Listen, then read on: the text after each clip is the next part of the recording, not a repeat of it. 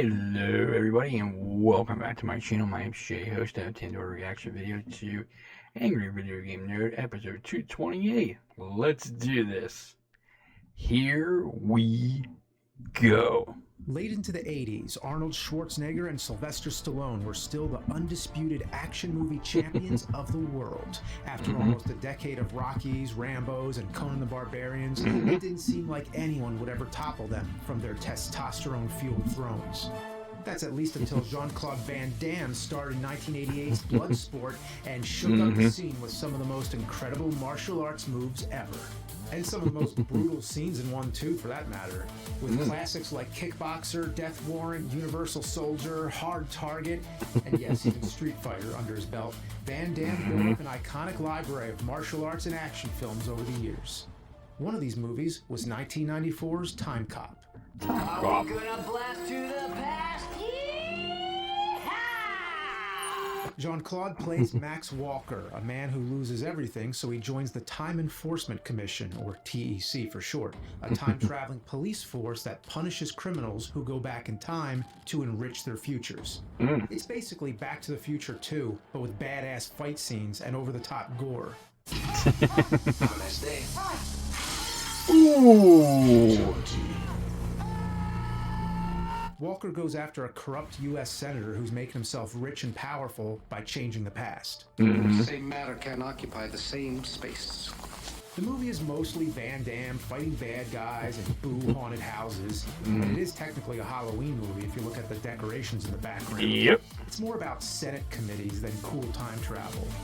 At the end, he stops the senator by working with his past self and forcing two pieces of the same matter to occupy the same space. Oh no. It's supposed to work like that. The movie made over $100 million at the box office and is Jean-Claude Van Damme's highest grossing film of the time. So a video game based on it must have been a no-brainer. They asked Van Damme to be in the game for the digitization, but this is what he said. Read it. Developed by French Cryo Interactive, the game came out in April '95 in the US. Unfortunately, that was 7 months after the movie debuted in theaters and several months after the VHS tape had hit store shelves. Timely. They couldn't plan the game's release a little closer to either of those dates? Well, who am I to judge? It came out 30 years ago, and I'm only just reviewing it today. And it's even been 20 years since the game's future date. The first level takes place in 2005. Wow, you know you're feeling old when the future was so long ago. Yeah, I agree with that. The game begins with a lengthy opening text crawl crammed into the lower third of the screen. Also, they can put in a crappy-looking movie still above it. Whose idea was this? You look like shit to me. It's not even that recognizable of an image. It's just a No. random shot of the security monitors from TEC headquarters. Imagine if they did this in Super Star Wars. Just stuff the opening crawl under a picture of Mos Eisley. No, that would be bad. The events of the movie, and then That goes would on be to say bad. That the game is actually a sequel to it. The chronologically confused hairs on the back of my scrotum are standing at full attention now because I gotta ask, why wasn't this game called Timecop 2? Maybe it was meant to be a movie instead. A movie that sucked so hard the studio used time travel to wipe it from existence, so it appeared as a game instead. The problem with that, there actually was Timecop 2, the Berlin decision. So too bad that wipes out a potentially good plot device for this episode. Yep. To make things even more confusing, the cover is illustrated like a comic book. Hold on one second, I'm gonna check something real quick. Yeah, I'm just okay. Okay, back to the video. Just checking After all, something. Timecop began as a comic, so is it trying to be a sequel to the movie or the comic? Anyway, the main villain is Professor Kleindost. But hang on, let's stop for a moment and look at this goofball. Yeah. I need to explain. Dr. Kleindost in the movie was a character that was only mentioned in expositional dialogue. He never actually appeared on screen. So this is not a screenshot. No. They got a fresh actor for the game, and this is the face he made. Say the guy, what did they give him to invoke that kind of reaction? I don't know. On the game over screen like a lunatic. Yes, it's based on the comic book, not the Aware movie. of the semi-serious tone of the movie? This guy doesn't fit No. at all. Could you imagine him being in the movie? It would be like in the original Star Wars. You know how you never see the Emperor? Well, imagine if you did, but he comes out wearing Groucho Marx glasses. This entire opening sequence takes a minute. That would be bad. And my only takeaway from the whole thing are the spelling mistakes. Kleindos was the only person to conceive Timescan? Conceive? Are you sure you don't mean deceive? Deceive. Or hey, what do I know? Maybe he has the technology to give birth to a machine in the far-flung future of 2005. Wait a minute. What's Let the duel begins? Let the Did anyone duel think this begins. Piece of shit? All right, enough of this. Let's just play the Van Damme Not game. playing Yu-Gi-Oh, folks. Right now we have a Black Friday sale And we going have on that. brand new Gotta love the ads. and heating systems. They're actually heat pumps. Skip.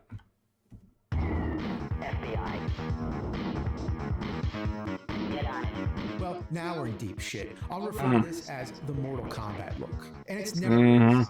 The odds of a game being good with this art style without the accompaniment of the words Mortal Kombat or Jackie Chan and Fists of Fire range from pretty fucking slim to not a snowball's chance in hell.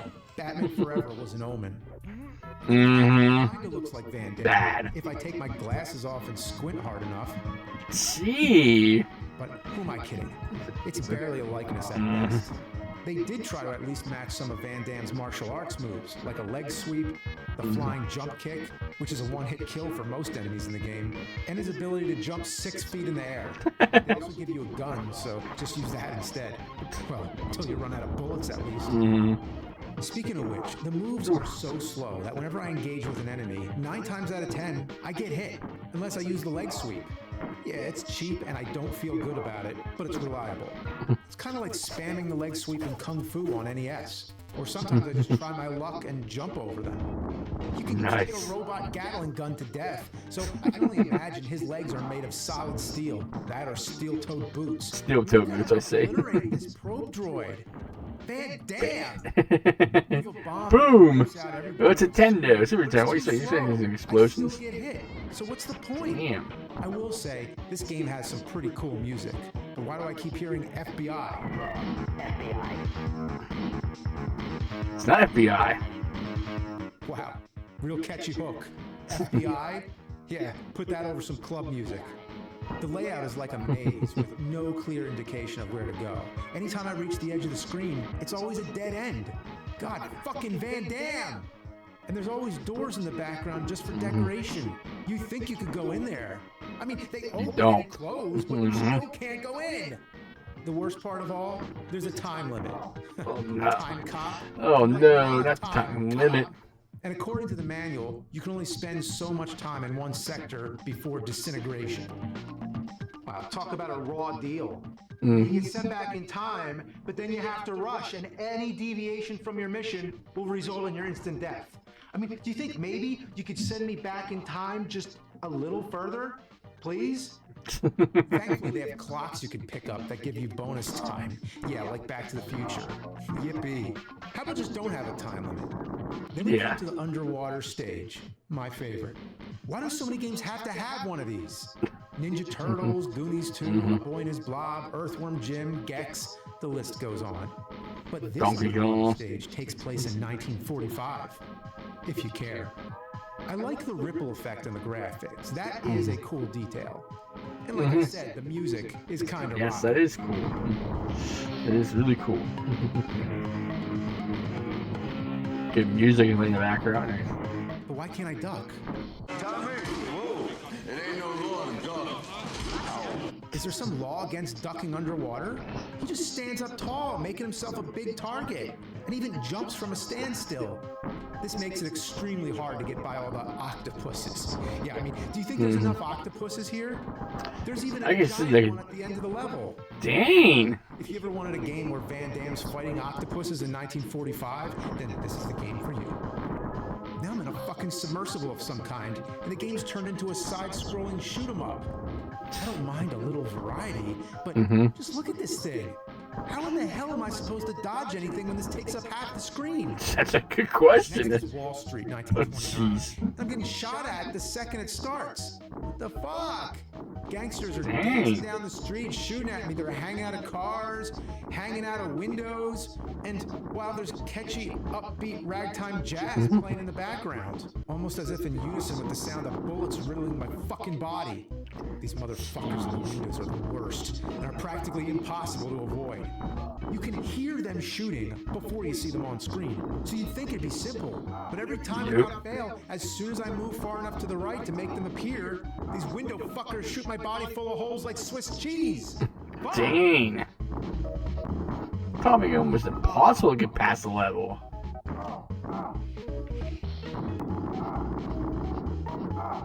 God damn, Van Damme!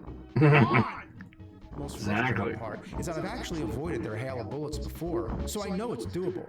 Instead, it's just one constant piss stream of white-hot lead to the face. There's also the never-ending threat of a jerk-off driving across the screen taking pot shots every 5 seconds. A drive-by, if you will. By the way, can anyone tell me where to find a drugstore and a newsstand? Oh, that's right, they're on every fucking block. Oh no! At the end of the level, you fight a robot that mysteriously resembles Rob. This never happened. Wow. And why didn't it? That would have been awesome. So naturally, I proceeded to beat the ever-loving crap out of that robo-fuckazoid piece of shit until it explodes. Boom. Mom. Internet. I could imagine. David, thank you, Mum. David, our son. Level 4, German. Not German? just German. The Don't you mean Germany? What the Timecop is heck? working with the Nazis now and has given them advanced modern weaponry, or weaponly, if you go by the Weapon. game. Seriously, did nobody proofread this? Nope, they did not proofread Called it. advanced Weapons. Modern weapons. I'm expecting laser beams or overpowered machine guns like the movie's opening scene when the time traveler kills all those Confederate soldiers. No, the soldiers just stop and fire their Lugers at me, like every other enemy. Nothing special about that at all. Other enemies in the stage include mortars, boulders, and barbed wire. Wow, I never thought we could top bats, spiders, and snakes for the most uninspired enemies in video game history. But Timecop might have done it. The boss of the level is a screen-covering tank. Again, not advanced modern technology. I Dang. can't even tell if I'm doing any damage to this thing, but I unload every bullet I have into it until it ends. The Wow. next few levels are all Big more of tank. the same. Beating up bad guys, destroying robots, getting lost until the time limit kills you, and then eventually finding the stage exit. Mind you, you only get 2 continues in this game, so you don't want to fuck up too much. 2 continues. In That the final sucks. stage, you confront Dr. Kleindost. Suddenly I'm having flashbacks to the Rocketeer for some reason. I wonder why. Must be the shitty controls. Can't think anything else it could be. Oh, that's right, the fucking jetpack. Like many games with a jetpack, the developers decide to emulate the weightlessness of flying by adding a lot of floatiness to your character's movement. So now, any press of the button makes Walker speed across the screen, usually right into danger.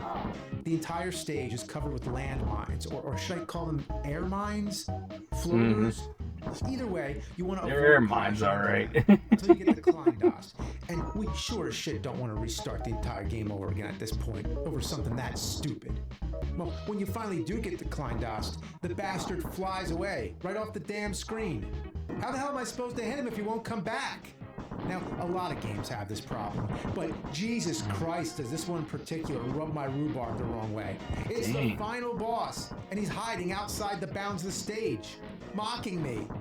This guy's laughed at me enough. He's not gonna break my spirit. I'm gonna blow him out of the air and this piece of shit. Fucking asshole. Get him. Get him. After landing the final shot, he explodes, and then Yeah. all that, the screen goes black. Kleindost slowly enters the frame.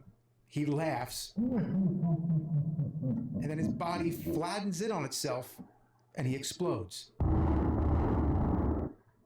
Cut to credits. No congratulations, no thank you, no pomp and circumstance, not even a quick pat on the ass on your way out the door. Nothing. Wow. They dump you into the end credits and leave you with a cold, dead feeling inside of you as the game's parting words spin towards you.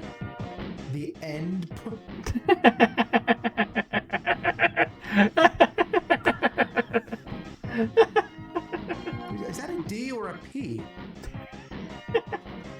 Well, Jean-Claude goddamn Van Damme! This game fucking sucks. I wish I never played it. And I'm gonna make sure I never did. Uh-oh. Oh, he's going back in time. The game came out 30 years ago, and I'm only just reviewing it today. Uh-oh. And it's been even That's supposed 20 to touch years yourself. since the game's future date. The first level takes place in 2005. Wow. You know you're feeling old when the future was so long ago.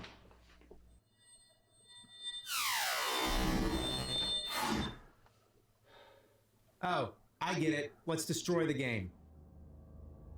Doesn't matter. Cannot occupy the same space at the same time. Yeah! Yeah, you're getting time fucked, bitch! Yeah! How you like that game? Oh shit. Oh. Oh no. Oh. Oh no. Oh no. There he went, like the movie. Oh. Nasty.